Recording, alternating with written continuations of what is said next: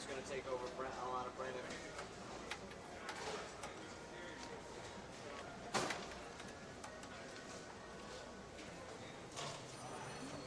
What time's the lead now? 5?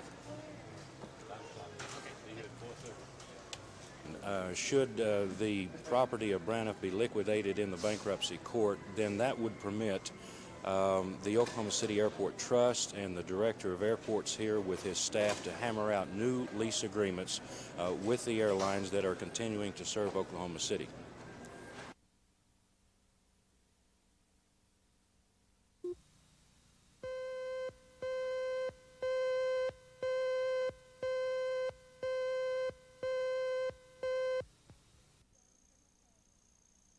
"26-year-old Jan Jones and her family.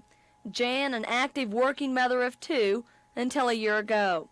Jan is suffering from leukemia, and the fight to live has become a financial struggle for her family. Jan's medical expenses are mounting, but the community is helping them fight that financial battle. Today's music benefit at Doc Holliday's is just for Jan. The KOMA Country Band is one of 7 groups playing during the 8-hour benefit.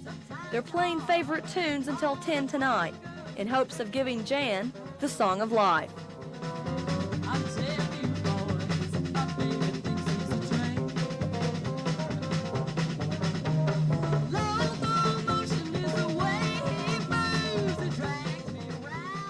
Jan needs expensive surgery, over $50,000 for a bone marrow transplant.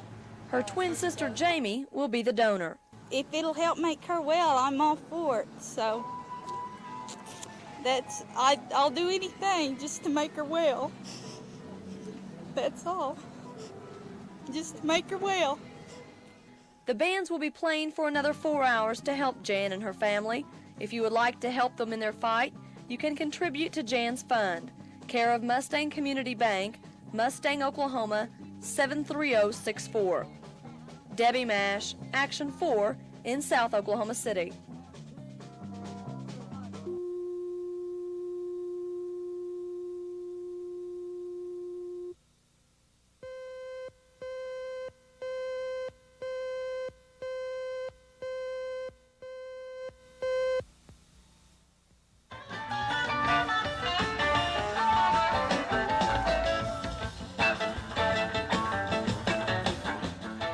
They call themselves Deadheads.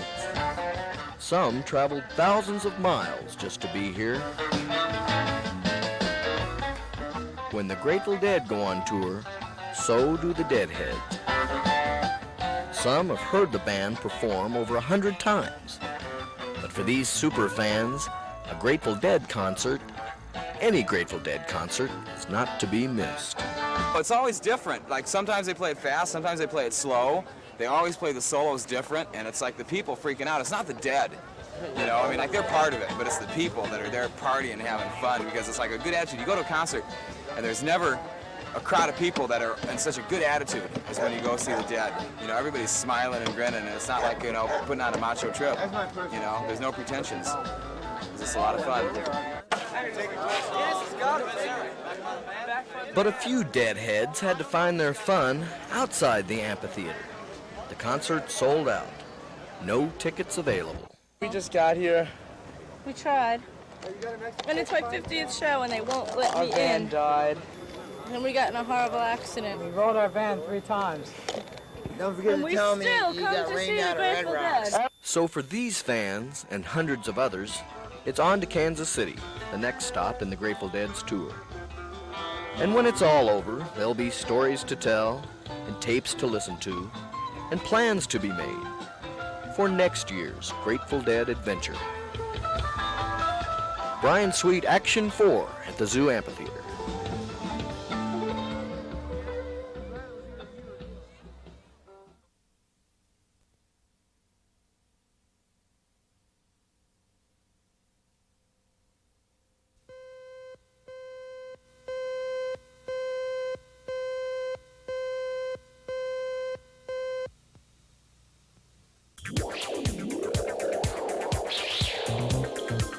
This woman is the stuff dreams are made of. Oklahoma's Candy Loving.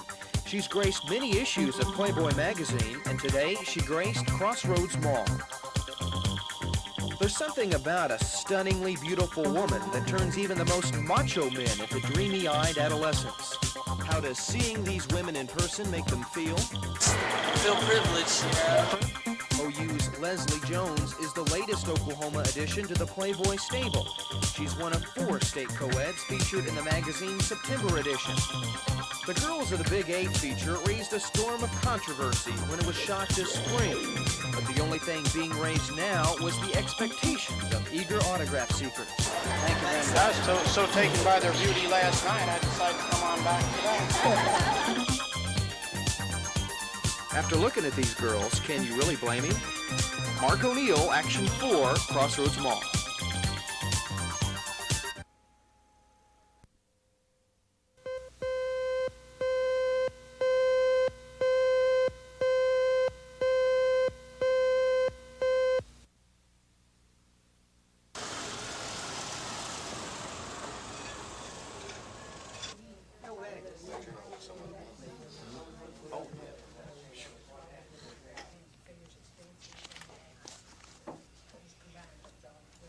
And the unemployment rate has jumped from 3.3 in May to 5.1 in June, and we expect it to be higher for July. And this has created a higher work volume, of course, for our office. We're now taking 874 claims a week, and we expect this to go higher. This was the weekend in July 17 that this number is reflected, and we expect it to go higher because we've had an additional 100 people laid off since that time.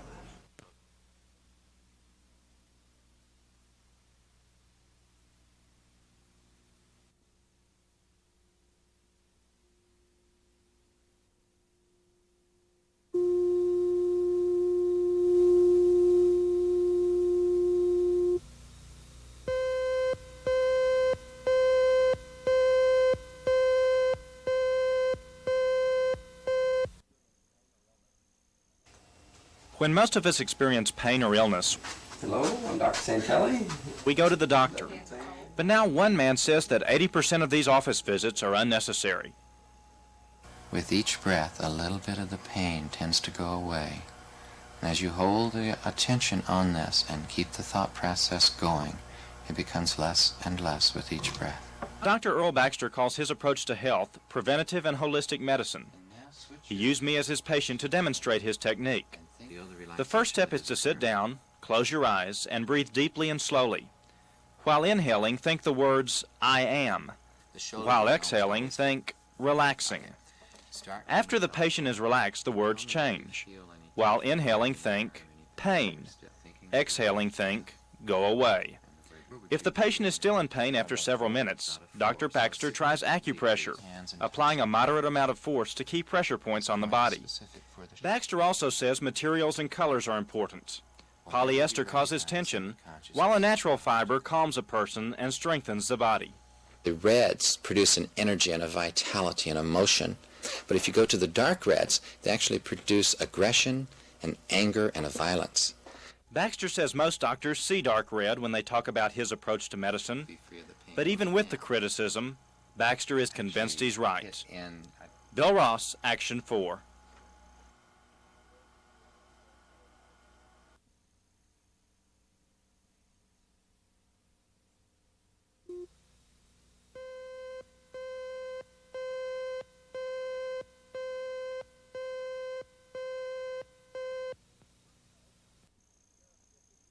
Action 4 has learned that Oklahoma County Sheriff's deputies spent some tense moments at Caldwell's house 2 months ago. The house had been sold at a sheriff's auction. When 3 deputies tried to evict Caldwell June 14th, he allegedly pulled a hook blade knife on the trio. The deputies pulled out their pistols. The standoff ended when Caldwell threw down the knife. Caldwell left the house peacefully and no arrests were made. Oklahoma City Police Department files show that officers made a number of calls to Caldwell's residence both before and after his eviction. In fact, one backup patrolman yesterday cautioned the first 2 officers on the scene that Ernest Caldwell had violent tendencies.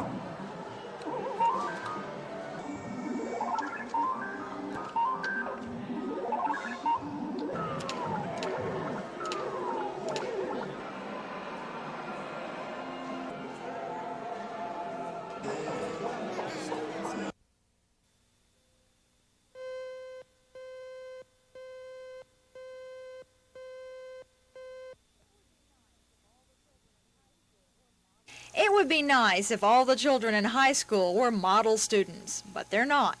Many lose interest in school, and before long, they are spending more time away from the classroom than in it.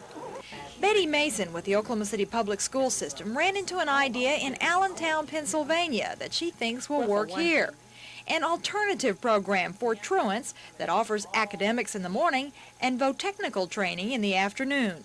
We're looking for youngsters who have a high truancy rate and who are behind in their academic skills, but who want to go to school. We are not looking for kids that we're going to have to go out and drag them in every day.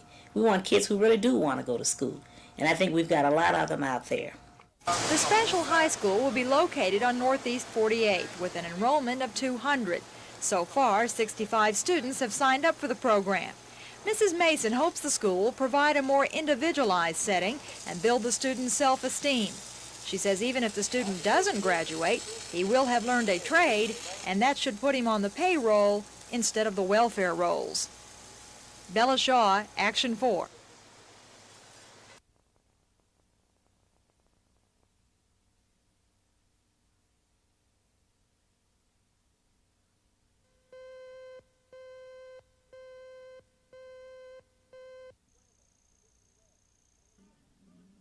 Scramble, condition red. An enemy attack is imminent.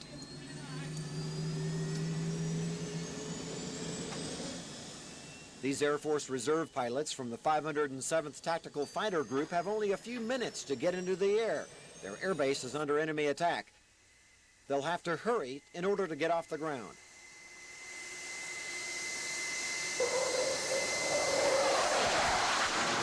Copy, you are under attack.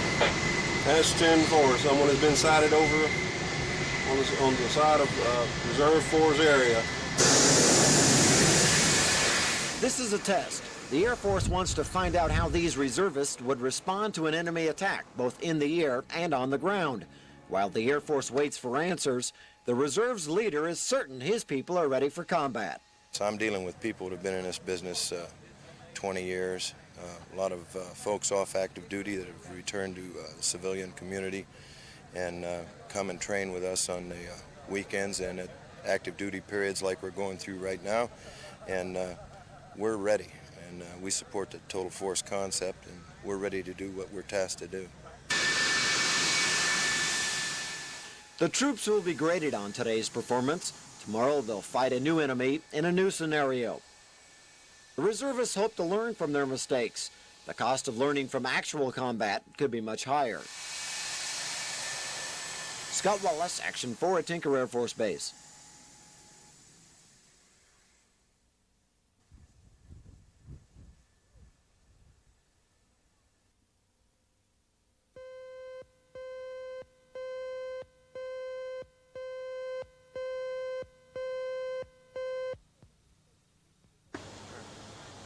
AmCare units have taken 6 people to hospitals, 4 adults, one of which was a policeman, and 2 children.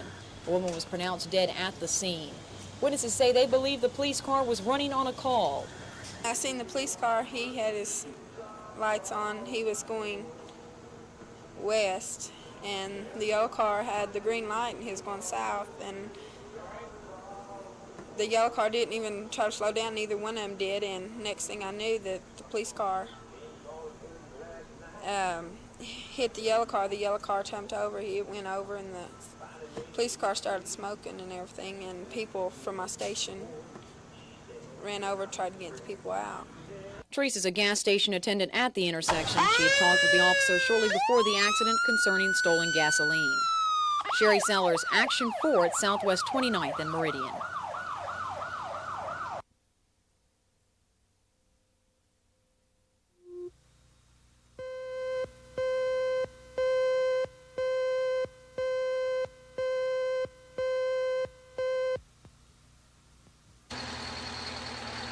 The oil and gas industry is of utmost importance to Oklahoma's economy. Some oil men think their industry has to pay too much revenue to the government. There's the federal windfall profits tax and the state gross production tax. Earlier this year, the Corporation Commission announced it was going to charge a fee for filing a drilling application.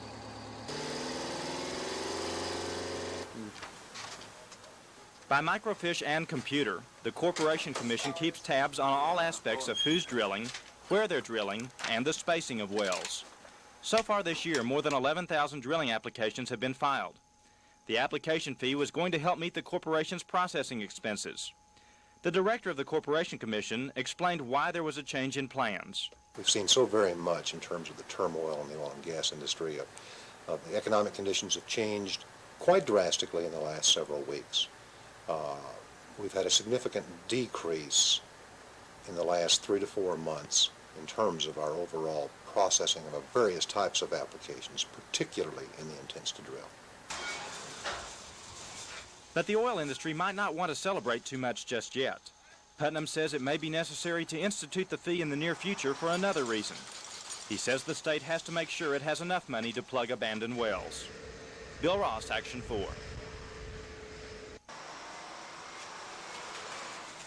But the only accidents that happen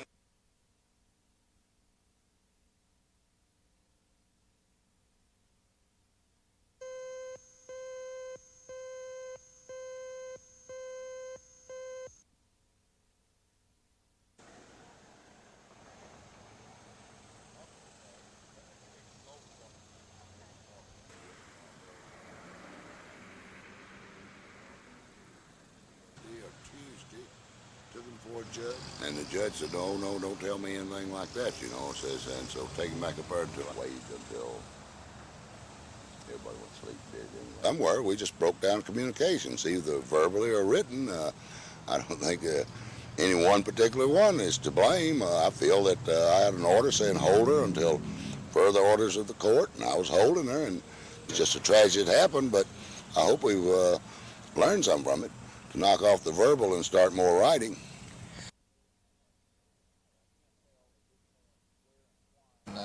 I can't tell at this point where and why, at least to a total degree, but my guess would be that the records that were kept in the jail regarding why she was there, the purpose she was in jail, when she should have been let out, things of that nature, were not tended to.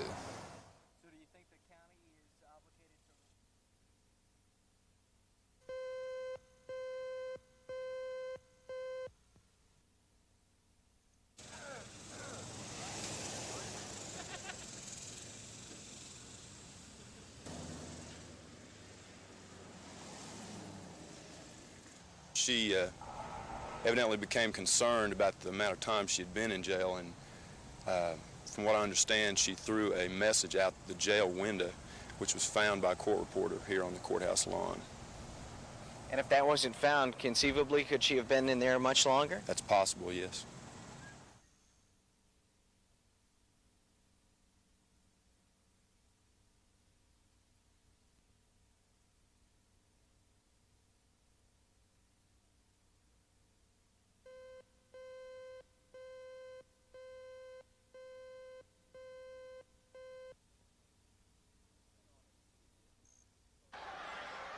In honesty, the Oklahoma City Stars hockey team was not a major drawing card in the Oklahoma City area. The club's bankruptcy is proof enough, but there were a few faithful, the ones who supported the team not only on free beer night, but during the regular season when there wasn't enough money in the till for such promotions. The club folded, but the die-hard faithfuls had another chance today to see the team, at least part of it. An auction of the club's paraphernalia was held today at the Marriott, and according to officials, the auction was the best draw all season. Well, it's been outstanding. We've had more than 200 registered buyers, and I'm just very, very pleased with our turnout and the participation, particularly. Bidding's been rapid, been moving right on with the sale. Just couldn't be much better. Besides the fans, there were others at the auction for various reasons. Some just wanted ice skates or helmets, and others much more. I'm going to look at some equipment bags and other stuff, things that I could convert for use for the Boy Scouts of America for my troop in Mustang. While watching the auction, one fan shook his head and commented that if the Stars hockey team had had as much support at this year's games as they had at today's auction, the sale wouldn't have been necessary. Kevin Ogle, Action 4.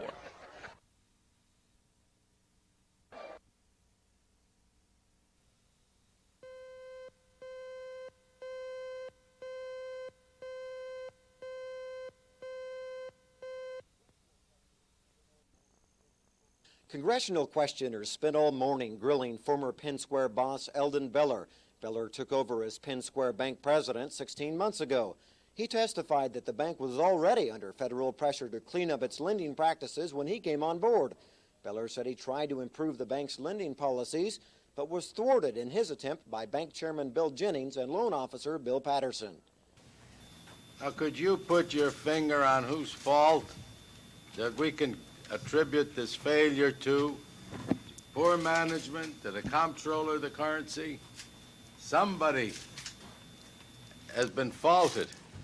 That's true, but I can't give you that answer. I'm not that smart. You know, I find it hard to believe every time you're asked the question, I can't give you the answer. I mean, who was running the bank? Were you running the bank? You're the president. Was Patterson running the bank? I was the we've got to president. find out who's been running this institution if we're going to correct the situation that existed so that it will not happen again. I understand that, and I'm trying to cooperate with you, sir. I know you are. I want some answers. My answer is I was not the chairman of the board, and I was not the chief executive officer. I was the president and chief administrative officer. Later, Beller testified that in his opinion, the bank could have been saved if it would have slowed its growth by making fewer loans. Scott Wallace, Action 4 at Lincoln Plaza.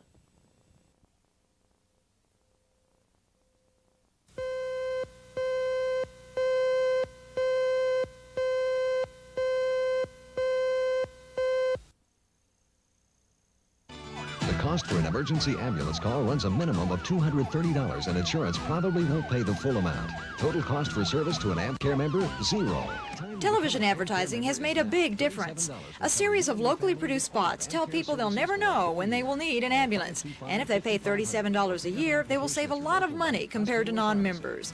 Apparently the advertising is working.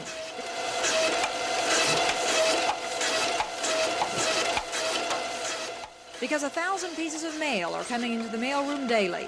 So far, 16,000 people have bought memberships.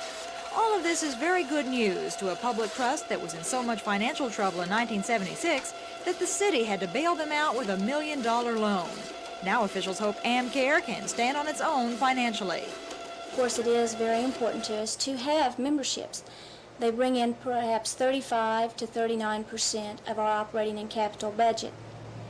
And each year, of course, we set a goal of the number of members we would like in order to make that amount of money from revenue. AmCare is now in its 7th year serving Oklahoma City. The membership drive runs through September 30th. AmCare officials are pleased that the renewal forms went out earlier this year and that people seem to be responding more quickly. In a way, ambulance service is like life insurance. You never think about it until you need it. And AmCare officials are hoping for a large enough budget to satisfy those needs adequately. Bella Shaw, Action 4.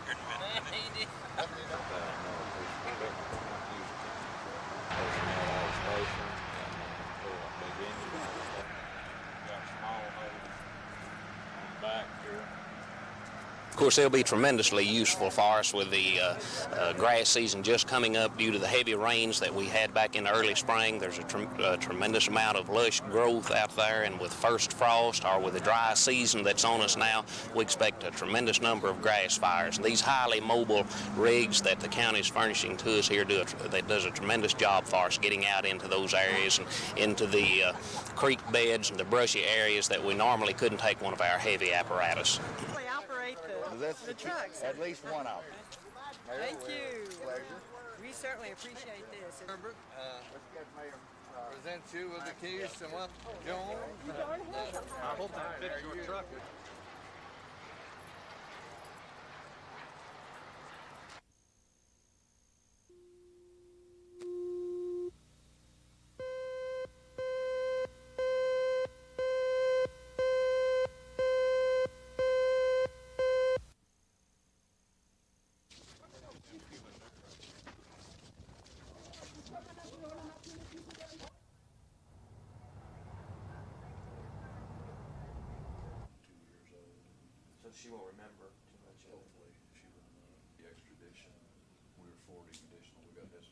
It will depend to some degree on the actions taken by his attorney, which I assume is probably going to be the public defender.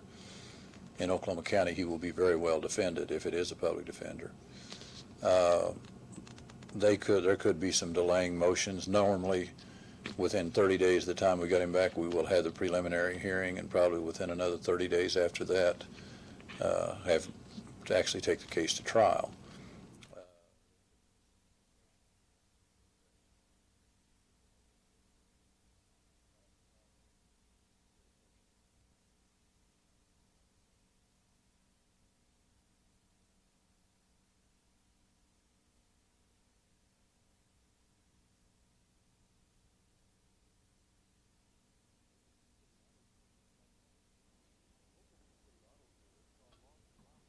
Oklahoma City auto dealers saw a large drop in their car sales in July. The drop slowed down what could have been a record-breaking year for Oklahoma City retailers. Sales dropped 28.7%, behind the record sales pace registered in July of 1981. Truck sales were also down from 1,009 trucks sold last year in July, compared to 716 sold in July of this year. No one can seem to explain the sudden decline in sales, but there is much speculation. Locally, I think it was the effect of the Penn Square Bank failure, but nationally, it just seemed to be one of those things. Nobody seems to know the answer to it. You mentioned the price of cars. There is the sticker shock problem. People that haven't been in the market for 5 or 6 or 7 years are shocked when they see the price of cars.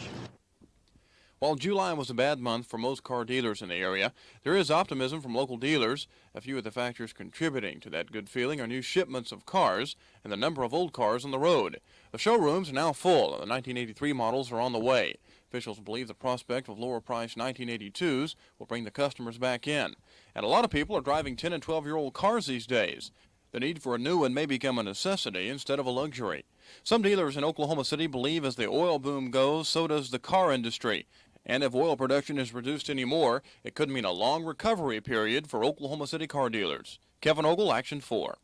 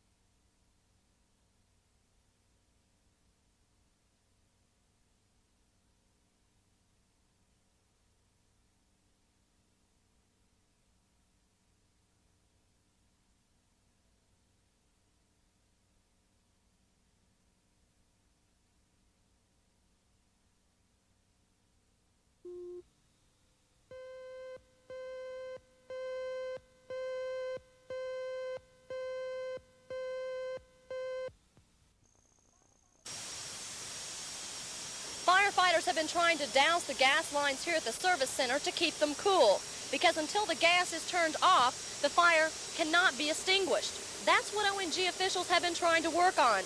They frantically tried to locate the gas valves that would shut off the leaking fumes. Now this gets it right here. I want the top view of this now. After going through the numerous charts and graphs, ONG officials pinpointed 5 or 6 valves around the city that needed to be shut down. While ONG workers are turning off those valves, firemen are continuing the grueling ordeal of keeping the burning gas under control.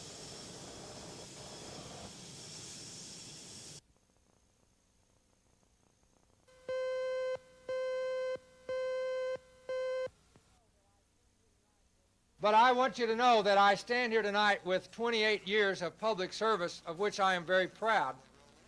And I would like to do that which I've been wanting to do so much, to say I am very happy to receive the Democratic nomination for governor for a second term.